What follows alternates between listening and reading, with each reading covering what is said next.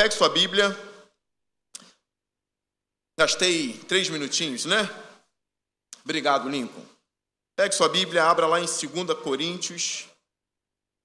Segunda Epístola de Paulo aos Coríntios, capítulo 4. Versículo 15. É a primeira vez nessa jornada teológica que eu abro a jornada. Eu sempre sou o último a falar.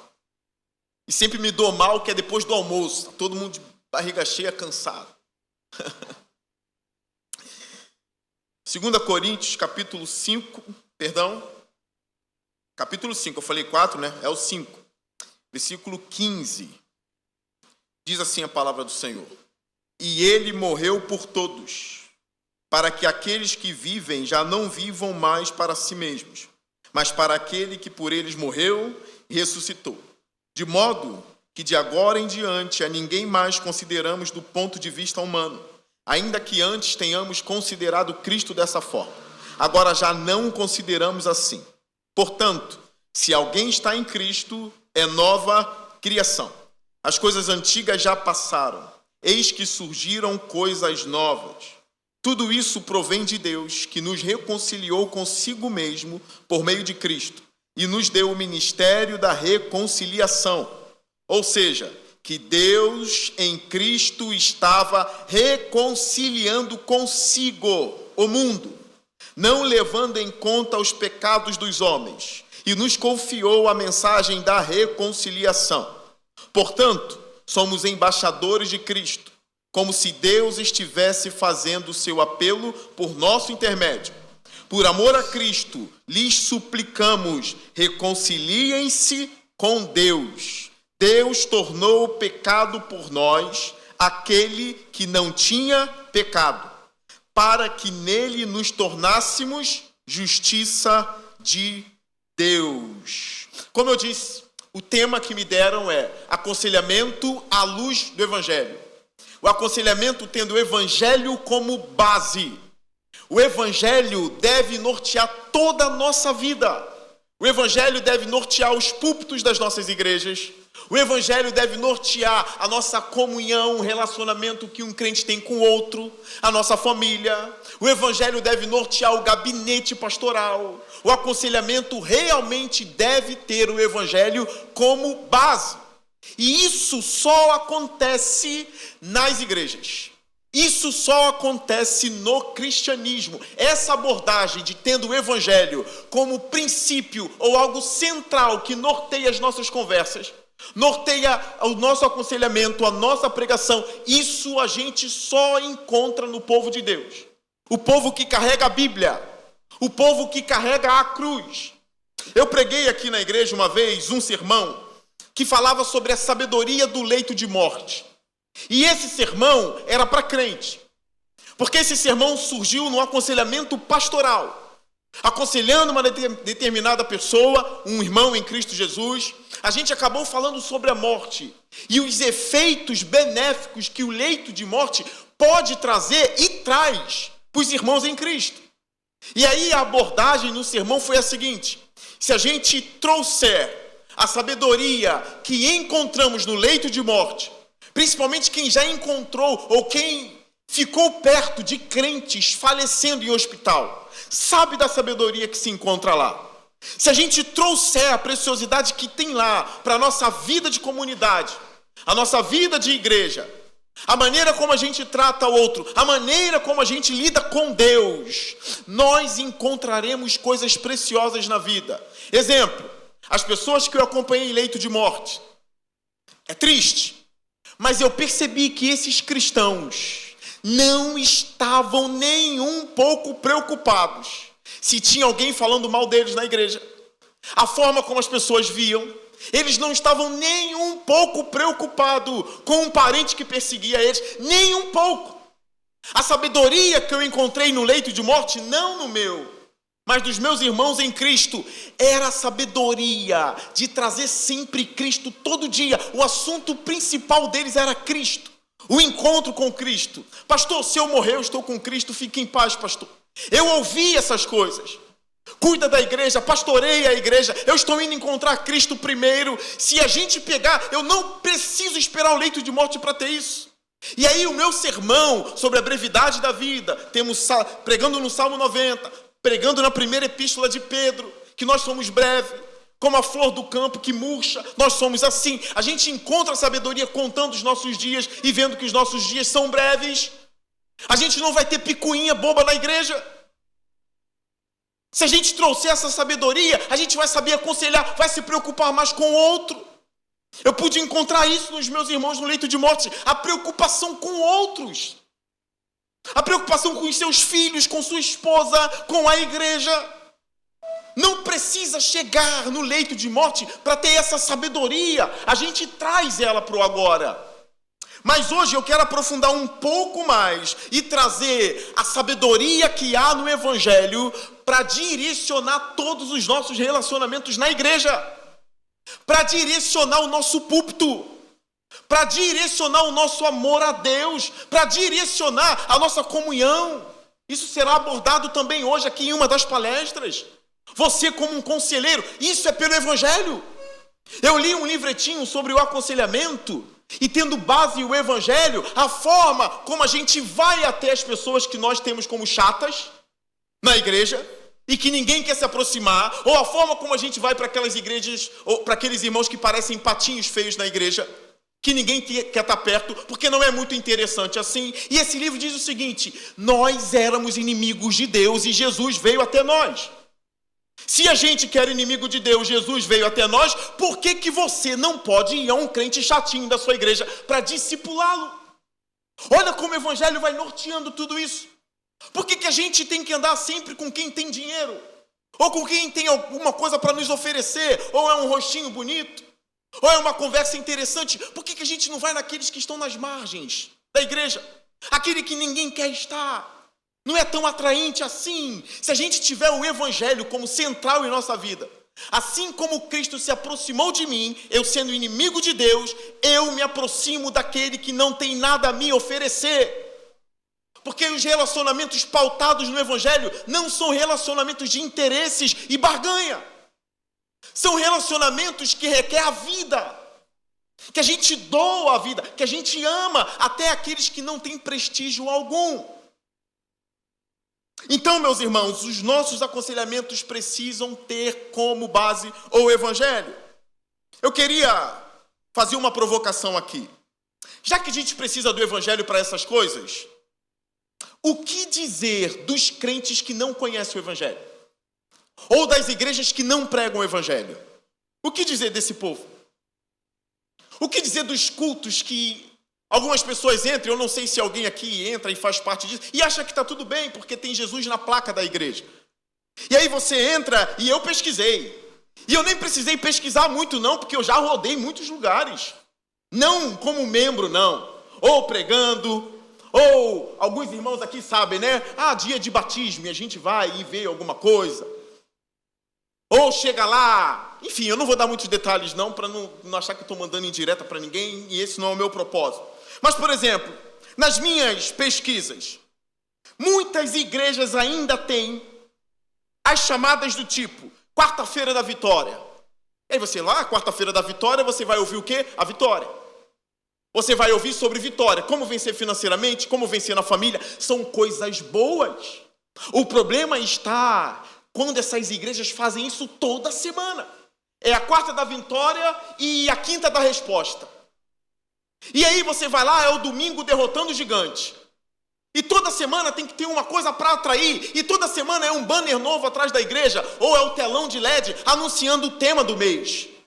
Ou o tema da semana. E é sempre assim. Pastores famosos, eu não vou citar nomes, mas são muito famosos. Você analisa os temas no YouTube das pregações dele. Tá lá os temas. A primeira: como Caleb conquistou a terra. Aí você vai ouvir, não tem nada de evangelho. É tudo sobre conquista. É tudo sobre como tomar posse. Como pisar e declarar. Como pisar e determinar que aquilo que você está pisando, seja uma casa que você está pagando aluguel e você quer que seja sua, você pisa e declara. E aí você vai vendo pastores famosos. Como destruir gigantes, o gigante financeiro, a traição, são coisas que a gente precisa vencer, mas uma igreja pautada nisso não tem lugar para o evangelho. A gente quer chegar na igreja e conhecer o evangelho. Como o evangelho vai pautar as suas conversas, vai pautar os seus aconselhamentos, vai pautar a sua vida, se você não sabe o que é o evangelho? E de repente alguns vão se assustar aqui, porque eu vou dizer o que não é evangelho. E dependendo do que eu disser, você vai dizer: pastor, eu achei que isso aí era o evangelho. Então o meu conselho, e eu sei que é um conselho que choca, se você faz parte de uma igreja onde só fala de vitória, de quinta da resposta, de sábado do gigante, o meu conselho humildemente para você: saia dessa igreja e procure já uma igreja que prega o evangelho, porque o evangelho é urgente. O evangelho salvou a minha vida. A mensagem do evangelho salvou a minha vida. Aquilo é muito precioso. Não tem como estar semanalmente numa igreja que não prega o evangelho. Eu já estou cansado de derrubar gigante. Eu estou cansado de contar minhas 5 pedrinhas. E a pedrinha da fé, e é a pedrinha da coragem, e aí é a pedrinha do dízimo, e aí é a pedrinha do não sei o quê, e aí eu taco a primeira no gigante, e aí ele cai, e eu taco no outro. Eu estou cansado disso. E eu sei que tem gente cansada disso também, porque precisa do evangelho, precisa ouvir a mensagem da salvação. Isso é urgente em nossos púlpitos, em nossas igrejas. O que não é o evangelho, eu separei aqui para vocês. Venha falido e Jesus vai prosperar você. Isso não é evangelho. Aqueles irmãos que estão sempre aqui nos cultos de ensino, eu já falei de um pastor muito conhecido, que foi num programa muito conhecido também da televisão. E ele foi falar de Jesus nesse programa. E ele disse o seguinte de Jesus nesse programa: eu era pedreiro e Jesus me resgatou, hoje eu estou entre os príncipes, eu sou um empresário, eu sou pastor. Eu falei: como? O cara está em rede nacional, no SBT, em rede nacional, com Danilo Gentili. E ele vai falar de Jesus, e o que ele fala de Jesus? Eu era pedreiro e hoje eu estou aqui, nesse programa, em rede nacional. Um centro de macumba faz isso. Um centro de macumba faz isso. Um centro de macumba tira o homem da pobreza e coloca o homem na riqueza. Isso não é o evangelho. E repara-se, muitas pessoas não falam assim. Repara-se, muitos testemunhos das igrejas não são assim. É óbvio que tem lugar para eu conversar com você, irmão em Cristo, e falar: Jesus me deu uma boa vitória. Eu estava com uma causa na justiça, a igreja orou e eu recebi a causa da justiça. Isso são assuntos secundários. Mas o que eu falo em rede nacional, em 30 minutos de conversa sobre Jesus, isso diz muito sobre mim. No momento que eu estou lá, de cara pro gol, como eu me comporto? Qual será o assunto da entrevista? E aí o assunto não pode ser isso: eu era pobre, Jesus me fez rico. Não pode. Isso não é evangelho. Logo, a oferta das igrejas principal não pode ser esta: venha quebrado, venha falido e Jesus vai prosperar você. Não tem como ser assim. Uma outra coisa que não é o evangelho: Jesus morreu para te livrar das mãos do diabo. Isso não é o evangelho. Como teremos o evangelho como norteador dos nossos aconselhamentos se a gente não sabe o que é o evangelho? Jesus não morreu para nos livrar das mãos do diabo. Isso aconteceu. E ele nos livrou das mãos do diabo. Efésios 2 fala disso. Todos nós, quando éramos ímpios, estávamos debaixo da direção do diabo. E Jesus nos livrou. Mas qual é a causa principal do evangelho? Não é essa. Ele não veio ao mundo, não morreu numa cruz, não ressuscitou ao terceiro dia para me livrar do diabo. Esse não é o intuito do evangelho. Tem algo mais profundo. 3. Não é o evangelho. Jesus morreu para perdoar os seus pecados. Aí eu pego até você que é batista. E aí eu pego até você que é presbiteriano e está aqui. Não, pastor, isso é evangelho sim. Jesus morreu para perdoar os nossos pecados. Isso é evangelho? É óbvio que isso é evangelho. Não toca nisso, pastor. Isso é evangelho. Isso não é evangelho. Isso é uma parte do evangelho. O Sproul fala disso no livro dele, Na Verdade da Cruz. Se o evangelho é Jesus morrendo para perdoar os meus pecados, tudo bem, ele perdoou. E aí a gente faz uma pergunta: ele morreu e me perdoou, me limpou, e a pergunta que a gente deve fazer é: e agora? Sabe qual é a resposta do e agora? Amanhã você vai pecar de novo. E aí, quando você pecar de novo, é necessário uma nova expiação pelos seus pecados. E aí vem uma nova expiação e você peca na outra semana e tem que vir uma nova expiação. E assim sucessivamente. Logo dizer, Jesus morreu para perdoar os seus pecados, não é a mensagem inteira do Evangelho. Tem mais coisa aí. Ele nos tornou justos também diante de Deus pela fé. A mensagem fica incompleta se a gente só acreditar e pregar por aí que o Evangelho é Jesus apagando os nossos pecados, porque você vai pecar de novo. Isso não é o Evangelho. Uma outra coisa aqui, último tópico sobre o que não é o Evangelho.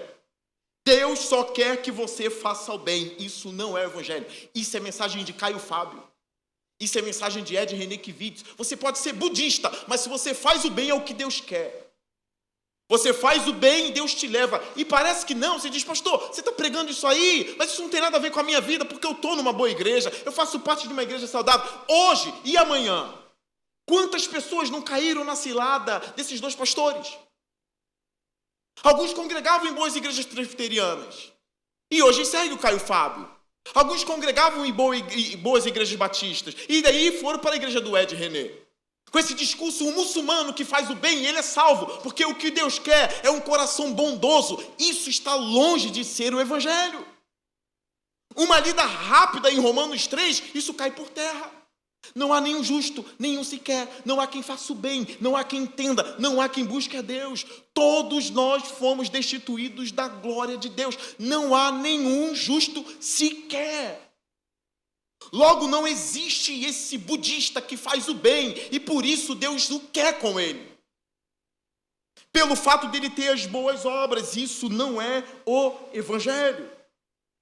E aí, o que seria o Evangelho? Mas antes desse tópico aqui, eu sei que a gente convive com vizinhos bons, e isso toca na nossa ferida, tá? Porque a gente olha para um vizinho bom e diz assim, esse homem não pode ir para o inferno. Esse homem não pode, no dia do juízo, Deus não pode condená-lo, ele é um bom vizinho. E eu já disse a vocês, eu não vou citar o que eu queria citar aqui. É até o tema da vez na internet, né? Eu não vou citar. Mas existem males que vêm de onde a gente menos espera. De tio e tia que a gente menos espera. De vizinho que a gente menos espera. Essa ideia do vizinho bom sem Jesus não existe. Só Deus sabe o que ele faz no computador dele. Quantas pessoas foram surpreendidas ao dizer, não, ele era uma boa pessoa, eu não imaginava que ele seria capaz de esquartejar uma pessoa e guardar dentro de casa. Ele era um bom vizinho, sempre foi um bom rapaz. Confia no que a Bíblia diz e não confie no que pregadores modernos estão falando sobre o Evangelho, sobre Deus. Como a gente tem aí um novo corte de um desses dois pastores que eu falei, e nesse caso a gente tem que citar nome, porque eles são bem famosos. Um deles disse assim, eu não creio num Deus que é fogo consumidor, e quem crê no Deus que é fogo consumidor, ou é cruel, ou é uma outra coisa. Como assim? E você lê o Antigo Testamento, está muito claro que Deus é fogo consumidor. Ah, pastor, mas isso é o Antigo Testamento, e você vai para o livro de Hebreus, que é o Novo Testamento, Deus é fogo consumidor. Qual é o Deus que eles creem? Eles inventam um Deus para servir. Não é o Deus das Escrituras, não é o Evangelho das Escrituras. Nós precisamos olhar para o Evangelho apresentado nas Escrituras Sagradas e colocar esse Evangelho diante da igreja. E encher a nossa cabecinha do Evangelho. Para que a gente entenda, para que a gente receba o alívio que só vem do Evangelho, a esperança que só vem do Evangelho, e isso modifique a nossa conduta com o outro. Não é possível esse homem bom, e aqui eu quero dar apenas um exemplo. Jesus disse o seguinte, e ele veio para quebrar tudo nisso. Todo aquele que odeia o seu irmão já é homicida. Você já teve ódio de algum irmão? Ah, pastor, ódio eu não tive não, mas eu tenho outras coisas para te pegar, tá? A cobiça, você tem uma inveja, alguma coisa a gente vai... Não tem como, Jesus te pega. Jesus te pega. Quem nunca odiou um irmão? O homicídio ou a morte do inocente, ela só se concretiza porque antes houve o ódio no coração. O elemento principal para o homicídio, para o assassinato, é o ódio e a inveja. Você talvez só não teve a coragem de matar, mas o elemento principal você teve no coração. A inveja você já teve. O ódio você já teve. Esse é o elemento principal para que haja um homicídio. Jesus foi na mosca, ele foi certeiro. Não, mas eu nunca matei, eu nunca roubei. Mas os elementos principais estavam em seu coração. Logo, todo homem precisa do Evangelho. Todo homem precisa do Evangelho. Porque todo homem caiu. Todo homem é caído. Todo homem é dominado pelo pecado e está debaixo do senhorio dele. Precisamos proclamar o Evangelho. Agora chegou um ponto interessante. O que é o Evangelho? E aí eu tenho algumas outras indicações a vocês. Nas minhas leituras do livro do Sproul, tem um livraço Conhecimento de Deus, de um teólogo chamado J.I. Packer. Leia esse livro. J.I. Packer é um livraço. Leia o Deus Presente, do D.A. Carson. Procure, livraço. Esses livros apresentam o Evangelho de forma clara. Leia o livretinho do Paul Washer, o verdadeiro Evangelho. Leia, releia, e você vai entender o Evangelho. E aí, nas minhas pesquisas, nos meus estudos, na leitura da Bíblia, e todos esses homens que eu acompanho há muito tempo, a minha definição do Evangelho, pautado no que eu li na Bíblia e nesses bons teólogos, em bons pastores, é a seguinte: o Evangelho é a vida, a morte, a ressurreição de Jesus, para perdão dos nossos pecados, para nos tornar justos diante de Deus, para nossa reconciliação e glória eterna com Deus Pai. Repara que não é só o perdão dos pecados. Ele nos torna justos. E essa justificação é somente pela fé. Você diz assim: Leonardo, por que primeiro você está falando do Evangelho? Como que eu vou falar do aconselhamento à luz do Evangelho se eu não apresentar o Evangelho? Se eu não descartar o que não é o Evangelho e colocar o que é o Evangelho, como será o seu aconselhamento? Você precisa estar firme nisso. Nós caímos em pecado. A humanidade faliu. Olha os males que existem no mundo. Nós chamamos de pecado. E aqueles que não têm Deus não podem nem chamar de mal. Porque o mal sem Deus não existe, não tem mal. E não é assunto para hoje isso, é assunto para outro dia. Para a gente é pecado. Quanta malignidade no mundo. Quantos males que saem de nós. Numa entrevista para o Pedro Bial, uma atriz muito conhecida disse assim: eu sou agnóstica. Eu não creio em Deus. E o Bial pediu o motivo, porque o Bial também é agnóstico. E ela diz: muitos males no mundo. Como pode muitos males no mundo e ter um Deus? Só que ela precisa perceber que esses males do mundo vêm do coração do homem. É ela que cometeu o mal. É você que cometeu o mal. Quem é que mata? Quem é que rouba? Quem é que sequestra? Os governos tiranos que temos aí são homens. A injustiça num país, o pecado dominando o homem. E a gente vê nitidamente o homem caído. O que fazer com esses homens? É por isso que eu digo até mesmo para os bons teólogos que tem na igreja, que leem teólogos de altíssimo nível. E aí o meu conselho é: voltem a ler aqueles pastores que muitos estão abandonando. Porque descobriram novos teólogos gigantescos, com obras gigantescas publicadas, e eu também os admiro. Mas, por exemplo, eu não posso abandonar a mensagem que o pastor Paul Washer pregou há muitos anos e escreveu em seu livro, de que o problema do homem mau é que Deus é bom. E ele aprendeu lendo o Packer, ele aprendeu lendo Sproul, ele aprendeu lendo outros. Isso está em todos os livros. Aí você diz: não, se Deus é bom, isso é bom. Se Deus é bom e a gente é mau, irmãos, a gente está encrencado. Justamente por Deus ser bom. O que o Deus bom faz com homens maus? Nós brasileiros estamos passando por uma crise jurídica. E a gente tem anseio de ver a justiça sendo realizada. Olha o anseio que a gente tem em ver a justiça sendo realizada. A gente está vendo muita injustiça. A gente está vendo juízes passando por cima das leis e determinando aquilo que querem. E a gente quer a justiça. E é o que eu ensino para a igreja, ó. Aqui tem gente que detesta o Lula. Mas se nós cristãos víssemos injustiça contra o Lula, a gente deveria denunciar. Ele tem que pagar pelo que ele fez, não pelo que inventam sobre ele. E é a mesma coisa com o Bolsonaro. Tem que pagar pelo que ele fez. Se ele não fez nada, não deve ser julgado. E os excessos daquelas pessoas que estavam lá no 8 de janeiro? Será que é justo, de fato, uma senhorinha que estava lá pegar 17 anos de prisão? E a gente é pela justiça. E se fosse contra o Lula, nós cristãos precisamos ser pautados pela justiça, tanto para um lado quanto para o outro. E se você tem um ponto de vista jurídico muito bom, apresenta e diz por que é justo. E a gente vai analisar, se é justo é, se não é, não é. Nós somos pela justiça e o nosso Deus é justo. O que um Deus justo faz com pecadores? Edwards estava certo, pecadores nas mãos de um Deus irado. Ele precisa falar disso para apresentar Jesus e apresentar o Evangelho. Caímos em pecados. A ira de Deus estava sobre nós porque o nosso Deus se ira porque é bom e porque é santo, porque é justo.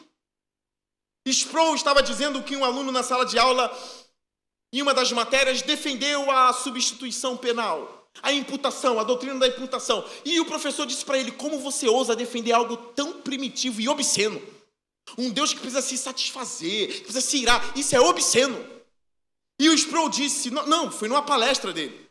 E ele disse assim, nossa, ele se recompôs, ele diz, primeiro eu me recompus. E eu falei, realmente, a cruz é primitiva e obscena mesmo. Ela é primitiva porque o pecado é primitivo, e ela é obscena porque é um inocente morrendo pelos culpados. São duas boas palavras para se usar, segundo o Sproul. É primitiva e é obscena mesmo. O problema é que tem pastores e teólogos que odeiam a doutrina da imputação. Porque para eles um Deus que precisa satisfazer a ira é um Deus parecido com um monstro. Mas a ideia não é Deus satisfazendo a sua ira porque ele é monstro, é porque a gente é monstro. É porque a gente é monstro. E esses teólogos estão invertendo. Um Deus que se ira e um Deus que precisa aplacar a sua ira, ele é um monstro. Parece que ele é um demônio gigante querendo comer pessoas e se saciar de pessoas. Não é, é o inverso. Ele tem a ira e a ira dele precisa ser aplacada porque os monstros somos nós. E o bandido sempre olha para o juiz e diz assim, sem vergonha, olha a punição que ele me deu. Vamos matar esse juiz, principalmente se for líder de uma facção. O condenado odeia o juiz. Irmãos, e a ira de Deus é uma ira santa e aponta para a bondade dele. Até que vem um texto mais conhecido da Bíblia, um dos mais conhecidos, que Deus amou o mundo de tal maneira que deu o seu único filho para todo aquele que nele crê, não pereça, mas tenha vida eterna. Ele não é um monstro, ele amou o mundo de tal maneira que deu o seu único filho. O filho aplacou a ira do pai, bebendo o cálice de Deus na cruz do Calvário, estando em nosso lugar como nosso representante. A humanidade deveria ser julgada e deveria ser condenada, e foi julgada e condenada em Cristo. E agora o que a gente precisa fazer para ser salvo? Receber Jesus Cristo como Senhor da nossa vida. John MacArthur falava muito sobre isso. Pessoas que dizem, Jesus é meu Salvador, mas vivia da maneira que elas queriam. E é necessário colocar Jesus como Salvador e Jesus como Senhor da nossa vida. O pecado não é mais o Senhor, Jesus é Senhor da nossa vida. A gente não vive mais como um ímpio. Tudo foi mudado em nossa vida por causa do Evangelho de Jesus. A ira aplacada, somos declarados justos diante de Deus, porque os nossos pecados caíram sobre Jesus e a justiça dele caiu sobre nós. Olhe novamente para a sua Bíblia, em 2 Coríntios capítulo 5, versículo 21, olha o que diz. Deus tornou pecado por nós aquele que não tinha pecado, para que nele nos tornássemos justiça de Deus. A doutrina da substituição penal é bíblica. Ela está em Isaías 53, ela está em Romanos 3, ela está em 2 Coríntios capítulo 5. Porque eu pecaria no outro dia e eu seria destruído no outro dia, mas a justiça de Cristo caiu sobre mim. E aí Romanos 8 é incrível, porque não há nenhuma condenação sobre aqueles que foram justificados em Cristo. Essa é a mensagem do Evangelho. Deus olhou para Jesus e o teve como maldito em nosso lugar.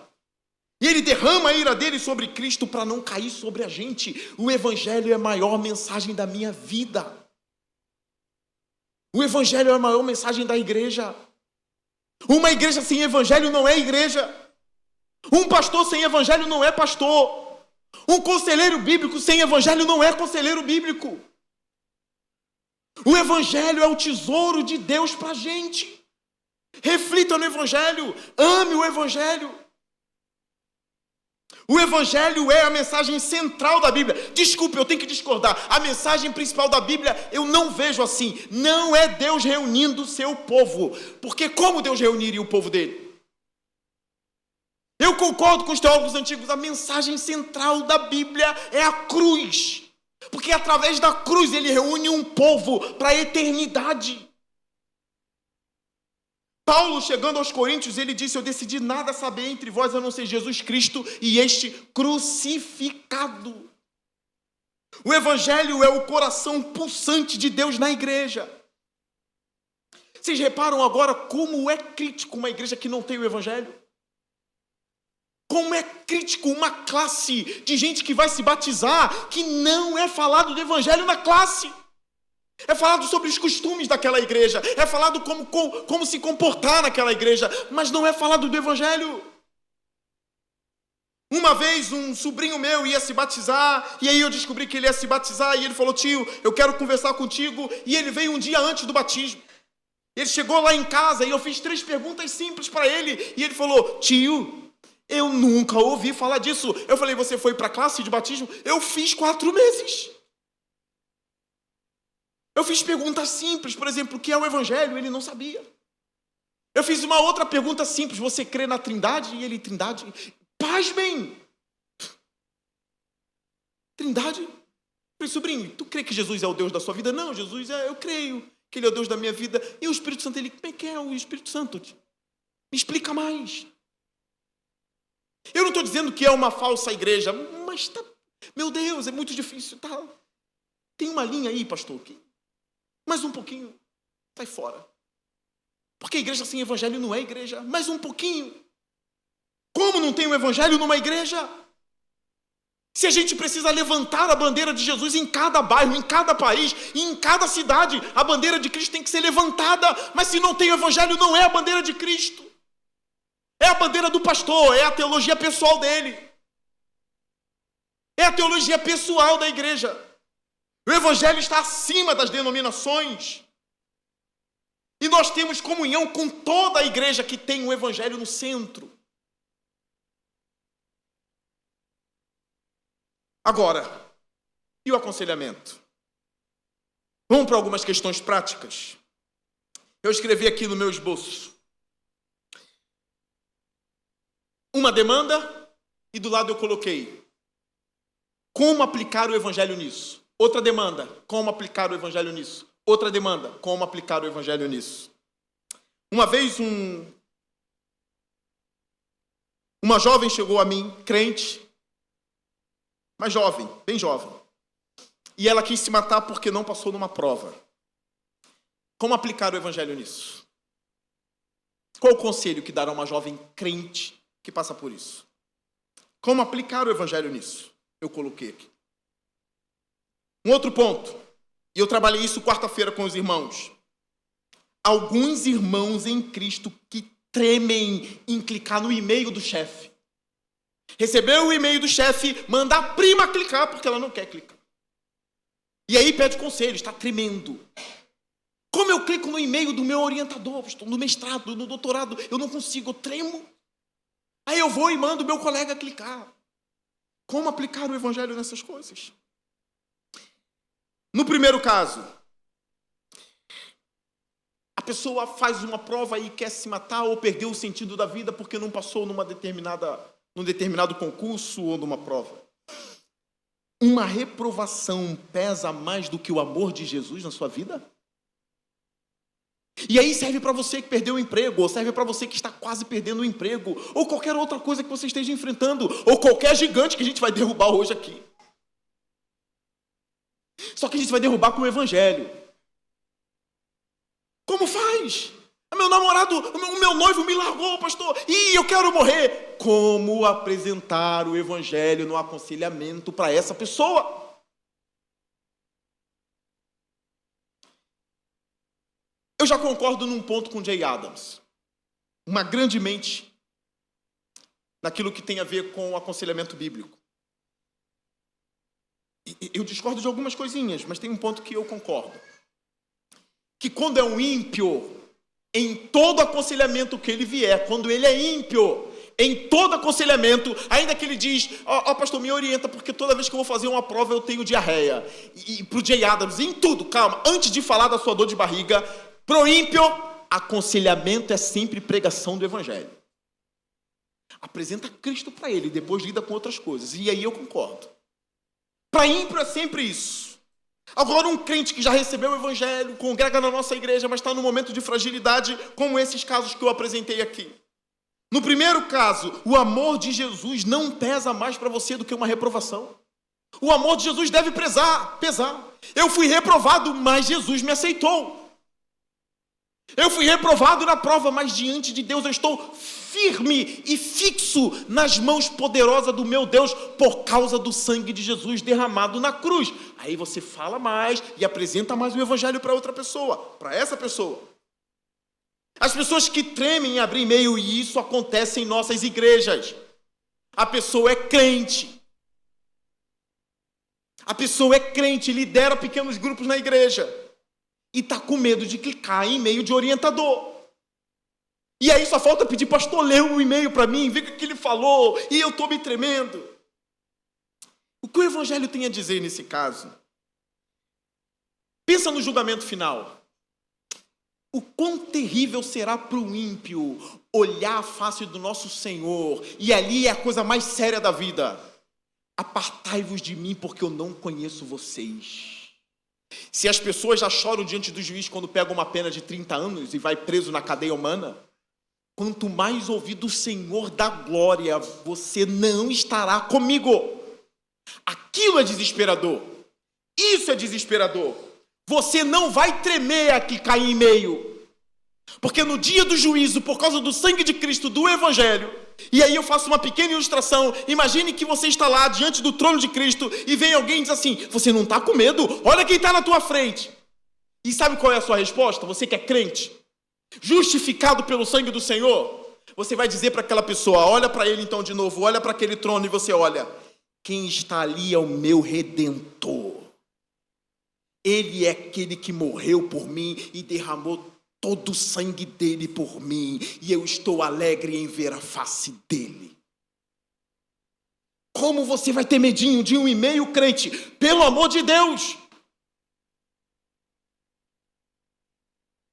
Eu não sei se isso já aconteceu com os outros pastores que estão aqui, tem. Às vezes a gente chama um irmão em Cristo para fazer um gabinete e as pessoas acham que gabinete é sempre briga, né? Tem que acabar com essa cultura. Não. E a gente chama, aí pastor, o que está vendo? O que está vendo? Eu só entrei 2 vezes em gabinete em toda a minha vida, pastor, eu não gosto de gabinete. Que isso, crente, está com medo? Calma, eu quero saber mais sobre a tua vida. Eu quero saber como tem o teu trabalho, como tem os teus estudos, é uma conversa. Ah, pastor, mas precisa de gabinete? Meu Deus, que medo é esse? Isso vai mudar toda a sua visão. Uma entrevista de emprego, você tem o evangelho, você está livre da ira de Deus. Não tema a pessoa que vai te entrevistar. Não tema, vá. Os conselhos práticos. Não vai igual um mulambo, né? Bota a melhor roupa, bota o seu melhor sapato, a sua calça. Senhor Jesus, o dono da empresa é o Senhor, porque o Senhor manda em tudo.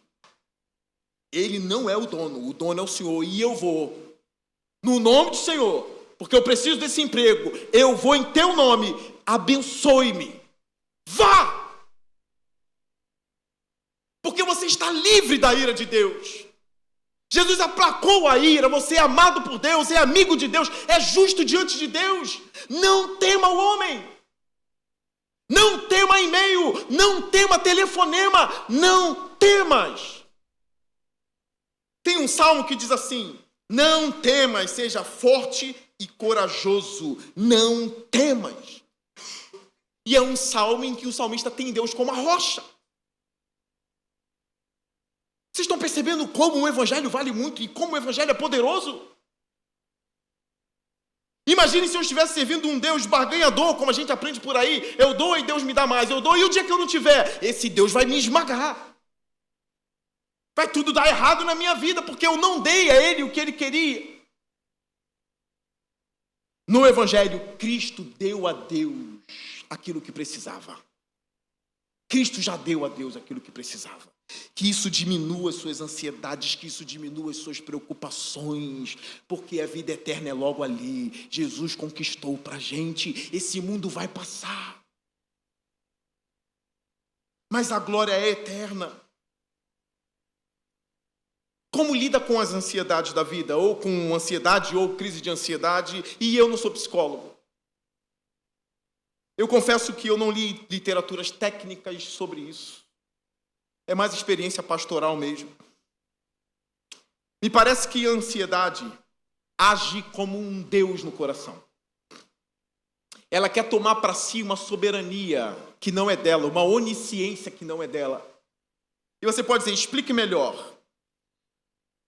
Quando vem em seu coração, você vai fracassar na vida, nada vai dar certo, você não vai casar, você é isso, você é aquilo, e tem tantas outras coisas. Isso pesa muito no agora. Você está trazendo o que está lá na frente para o agora e isso esmaga você.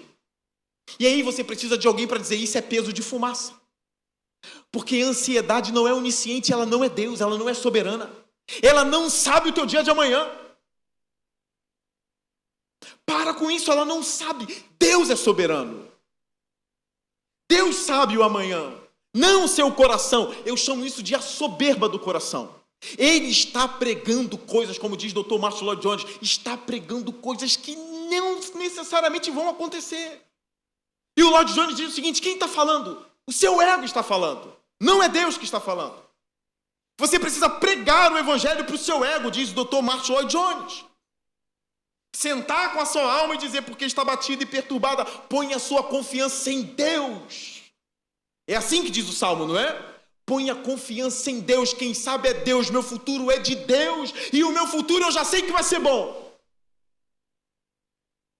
E eu não me refiro ao que vai acontecer hoje ou daqui a 5 minutos, eu não sei. Mas o meu futuro é bom, porque eu verei a face de Jesus. O meu futuro é bom. A ansiedade rouba o evangelho do nosso coração. E eu não estou querendo esmagar os meus irmãozinhos e as minhas irmãzinhas que lutam com isso, não. Eu não quero quebrar, eu não quero ferir a cana frágil, a cana quebrada. Eu não quero fazer isso. Não quero esmagar vocês, eu quero trazer alívio a vocês. Eu quero trazer um elemento competidor. E esse elemento competidor não é o popó. É uma coisa mais poderosa. Um elemento competidor que eu quero trazer para o seu coração chama-se Evangelho de Jesus Cristo. Ele vai competir contra a sua ansiedade. E vamos ver quem leva melhor. Encha a sua mente do Evangelho. Medite nas Escrituras. Ore ao Senhor. Leia os bons livros que eu indiquei. Leia esses livros. De novo, reflita, reflita, reflita. Pense, alimente a mente, alimente a alma. Veja quem vai vencer essa briga. Como a gente ouve, pastor, eu nunca vou casar, isso está me destruindo. Como tu sabe? Sara teve Isaac com quantos anos mesmo? Não vou nem dizer a idade dela para não te assustar, porque pastor com 80 anos. A ansiedade não é a última voz da sua vida. E as pessoas dizem, pastor, estou com uma sensação de morte, eu estou desesperado, eu acho que eu vou morrer. Uma pessoa me procurou aqui e... eu não vou dizer o que ela estava com medo, não, mas ela estava com medo, ela era uma mulher e estava com medo de uma determinada violência. Porque ela botou na cabeça que essa violência ia acontecer com ela. E eu não vou dizer o que é. E isso já tem 10 anos e nunca aconteceu, graças a Deus. Porque do nada isso veio na cabeça dela e ela começou a alimentar. E ela tinha medo de sair na rua, ela tinha medo de pegar um ônibus, ela não queria mais sair de casa, porque ela tinha certeza que aquilo iria acontecer com ela. Quem botou isso na cabeça dela? De onde veio essa voz? Isso trouxe ansiedade, isso trouxe medo, isso trouxe crise e nunca aconteceu. Graças a Deus, tá? Graças a Deus. É uma prova de que a ansiedade mente pra gente. Ela mente pra gente. Eu não me refiro a pessoas que estão num campo de concentração, irmãos. Porque ali, de fato, tem uma ameaça real acontecendo, e de fato. Mas muitos dos nossos sofrimentos são peso de fumaça. Muitos. A gente conta nos dedos aquilo que de fato está acontecendo na realidade. Ou é um filho doente no hospital. Essa coisa traz preocupação, sim. E aí a gente consegue constatar, está na realidade. Agora a gente vai ajudar de acordo com a sua demanda. A gente vai orar pelo seu filho. A gente vai orar pela sua esposa, porque de fato está internada. E a gente vai orar para o Espírito Santo te dar força para curar ela, tocar nos médicos. E aí é uma outra abordagem. Mas muitas das nossas ansiedades são coisas que não têm nem base na realidade. E está pesando como se fosse real, mas é fumaça. É fumaça. Você precisa de um conselheiro que conhece o Evangelho para te passar essas verdades. Não sofra por fumaça. Como aplicar o Evangelho nisso? Lembra de Jesus dizendo para os seus discípulos que foram para uma grande comissão? Não tão grande como a de Mateus 28, mas eles foram enviados por Jesus e eles disseram: os demônios se submetem a nós. A gente fez isso, a gente fez aquilo, e Jesus diz: eu via Satanás caindo como relâmpago. E tem uma fala de Jesus muito importante nesse texto. Não se alegrem por isso. Alegrem-se pelo fato do nome de vocês estar escrito no livro da vida. Olha como Jesus contornou essa situação, que era uma situação de alegria. Não era uma situação de medo. Era uma situação de alegria. Como Jesus contornou uma emoção descabida. Porque o crente não tem que colocar essa alegria no topo.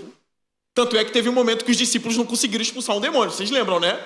Então isso não é a base da alegria. E como que Jesus gerenciou isso? Não se alegrem-se.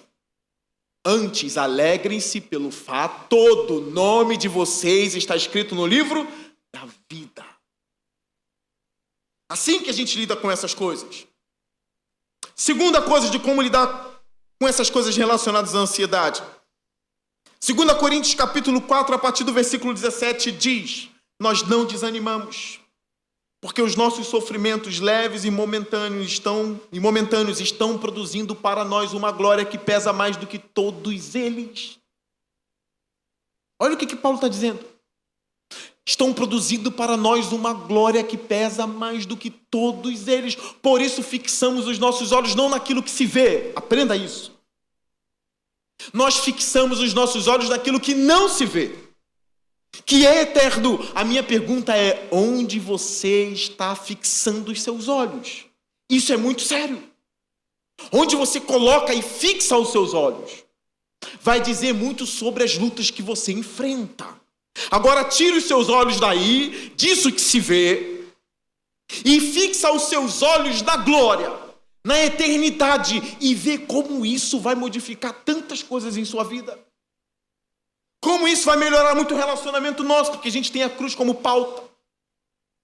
Como a gente vai lidar com as ansiedades da vida, tendo a glória eterna como pauta. E esses sofrimentos são leves, comparados à glória eterna. Um outro texto que eu quero usar aqui, e aí Paulo conseguiu acalmar uma igreja toda, que foi a igreja de Tessalônica, sobre a volta de Jesus e sobre os irmãos que morreram. Ele diz o seguinte: se cremos que Jesus morreu e ressuscitou, olha, se cremos, olha o Evangelho, se cremos, você crê?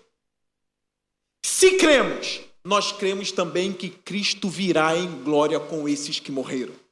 E nós, os que estivermos vivos, não precederemos os que dormem, mas nos encontraremos com Ele.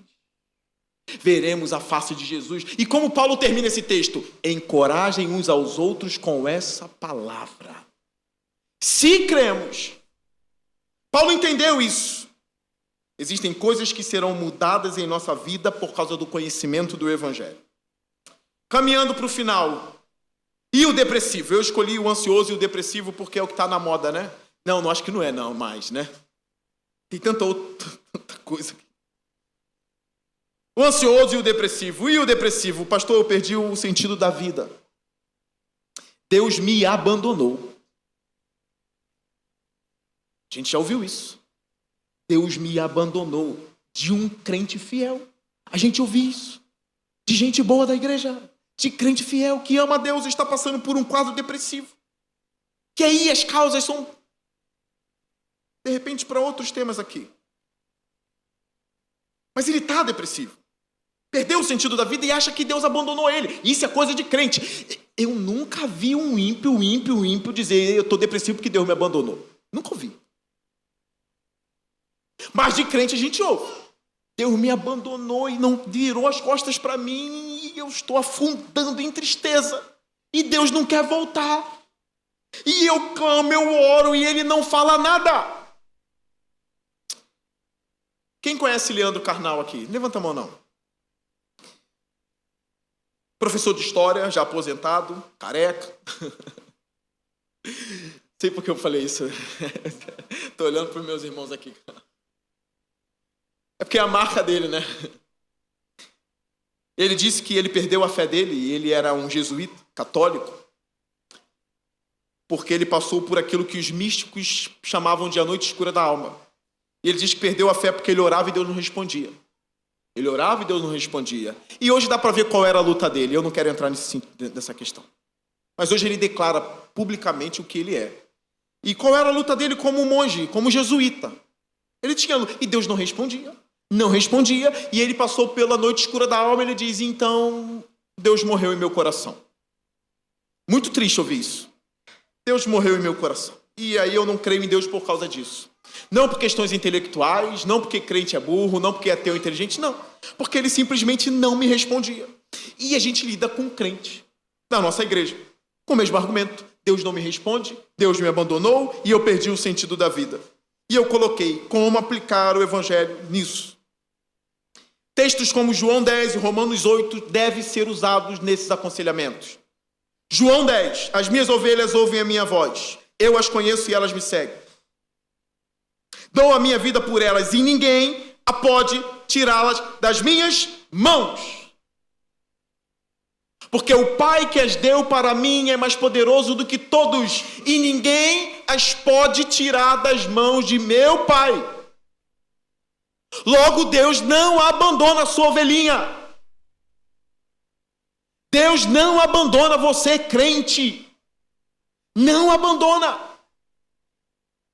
Está escrito: Deus não abandona você. Romanos 8, nem altura, nem profundidade, nem anjo, nem demônio, nem o presente, nem o futuro, nada pode nos separar do amor de Deus que está em Cristo Jesus. O amor da cruz é muito grande. É imenso. Eu costumo dizer que na cruz estava o coração de Deus pulsando. Deus não vai te abandonar, crente. Crente, olha para mim, crente. Deus não vai te abandonar. Pedro negou Jesus 3 vezes. Jesus disse para Maria: diga aos discípulos e a Pedro.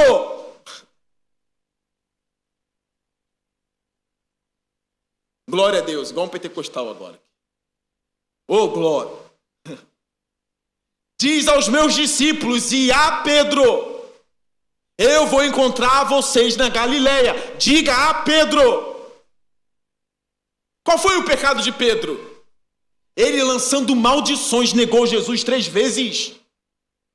Ele foi muito convincente. Sabe lá Deus o que ele falou para ser convincente? O texto diz que ele espraguejou, lançou maldições. Que coisas foram essas? E aí, no olhar de Jesus, ele se arrependeu, ele se quebrou. Mas ele precisava da voz do Senhor. Pedro, Pedro. Tu me amas, Pedro? Você ama Deus? Pastor, está tudo tão escuro, eu não sei, pastor, mas eu sempre amei Deus, mas agora está tudo escuro, eu não sei se eu amo nem minha mãe.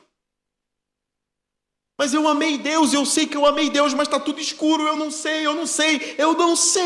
É uma ovelhinha em desespero. Jesus não quer esmagar essa ovelha, porque ele não quis esmagar Pedro. Pedro, tu me amas? Sim. Pastorei os meus cordeirinhos, Pedro. Pastorei os meus cordeirinhos, Pedro. Passa esses textos para ele, mas tem um outro problema. Você vai mostrar esses textos e alguns vão dizer: viva! O Pai não abandona, ninguém tem poder de tirar, nem a depressão, nem nada tem poder de me tirar das mãos de Deus. Viva! Ou ele vai dizer: mas eu não sou ovelha. Está escrito que ele não abandona a ovelha. Mas eu não sou ovelha. Ele diz isso que perdeu o sentido da vida, ele acha que Deus está contra ele, ele acha que ele é o diabo. E aí o que a gente fala no Evangelho, ou no aconselhamento pautado no Evangelho para ele? Irmãos, John Bunyan teve a mesma crise.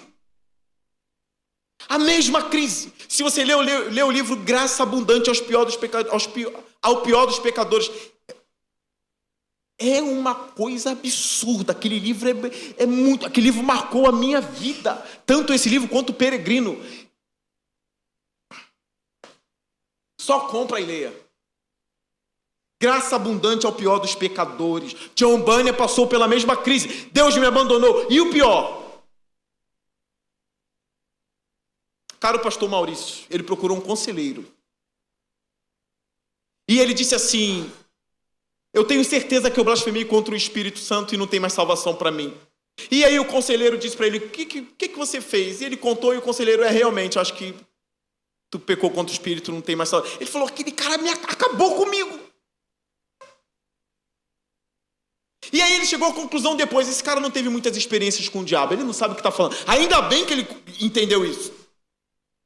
Até que ele foi marcado pela graça e Deus tirou isso tudo dele. Cara, tu não pecou contra o Espírito Santo, eu não te abandonei, tu é meu.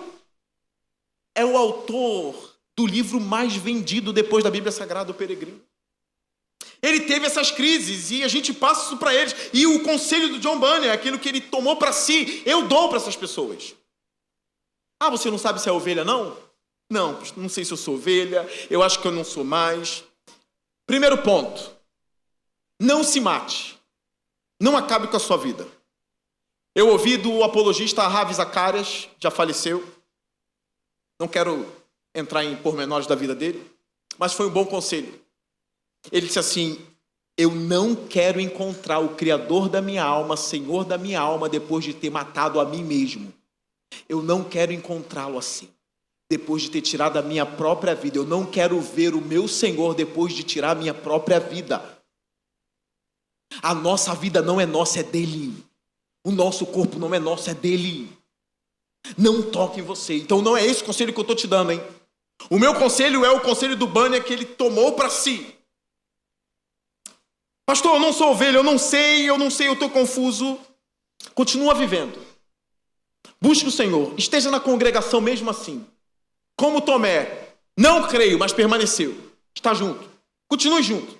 E no dia da sua morte, como John Bunyan fez, lance-se do outro lado, com as suas mãos vazias, confiando somente em Cristo. Pastor, não sei se eu sou ovelha. Lance com mão vazia, confiando somente em Cristo, com a sua pequena fé.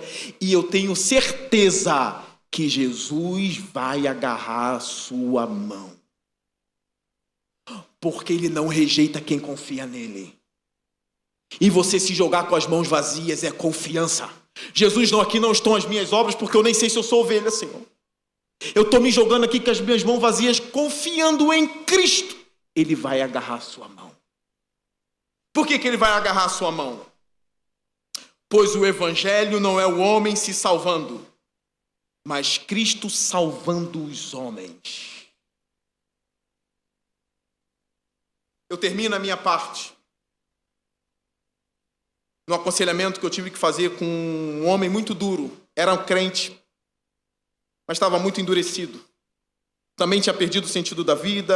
Foi difícil ver aquele homem no estado que ele estava.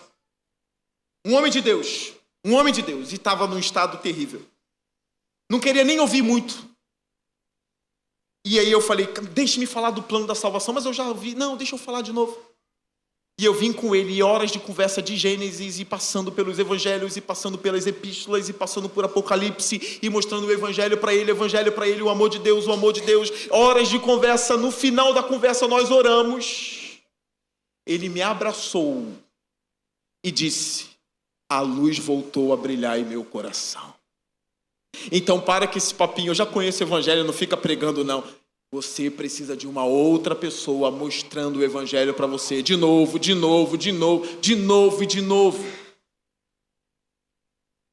E foi muito bom. Eu acho que para um conselheiro bíblico ouvir isso, a luz voltou a brilhar. É festa.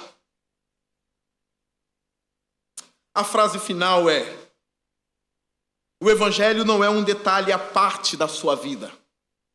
O Evangelho é o sentido da vida. O Evangelho é o sentido da vida. Eu não consigo viver sem o Evangelho. Não consigo viver. Primeiro que eu não quero morrer. Não quero morrer. E o Evangelho de Jesus Cristo, ele derrotou a morte. Primeiro que eu amo ser alegre. E ele me prometeu uma vida eterna abundante com Deus. E eu amo estar com meu Deus. E ele prometeu que eu estarei com Deus para toda a eternidade. Porque ele pagou um preço em meu lugar. Perdoou os meus pecados. Me fez justo diante de Deus. E vai glorificar o meu corpo em breve. Guarda isso em seu coração. Que o Evangelho norteie os nossos aconselhamentos, os nossos sermões, as nossas relações. Que o Evangelho seja o centro da igreja. E eu termino a minha parte. Que Deus abençoe vocês. Eu quero orar. Pai, eu espero que o Senhor tenha me usado. Que dos meus lábios tenham saído palavras de vida eterna. Cuida dos corações aqui, de todos os corações. E que a luz continue raiando nos corações que estão aqui. E se por acaso alguém veio aqui com falta de luz, que a luz volte a brilhar hoje. Para a glória do teu nome em Cristo Jesus. Amém e amém. Deus abençoe vocês.